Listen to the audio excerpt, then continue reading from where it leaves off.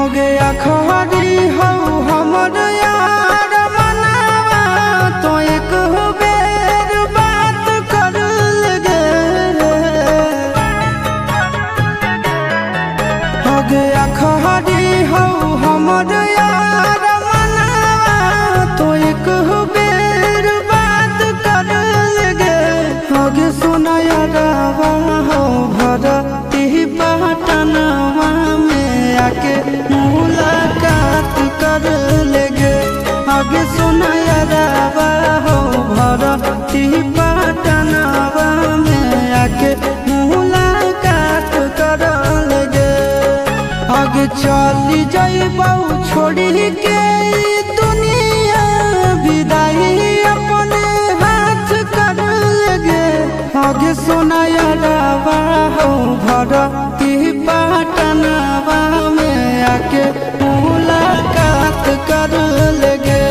आगे सोना यारवा हो भरती पटनवा में आके मुलाकात कर लेगे।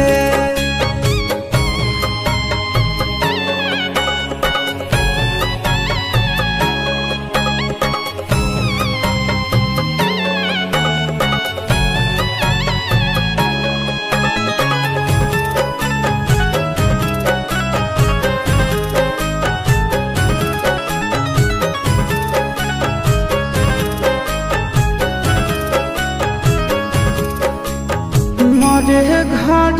पनिया पिलाई दी है जान गे कफन ओढ़ाई दी है टूटत ही जब प्राण गे मरे घर पनिया पिलाई दी है जान गे कफन ओढ़ाई दी है टूटत ही जब प्राण गे आगे हमारा से तोरा जाती प्यार होता भेंट साक्षात कर लगे आगे सोना यारवा हो भरती पटनवा में आके मुलाकात कर लेगे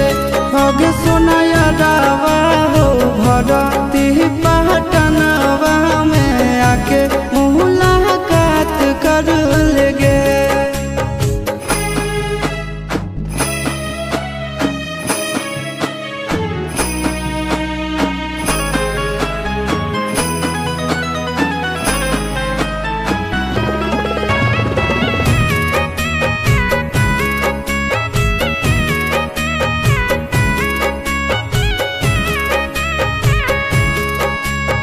डॉक्टर जवाब दिल के बुलावा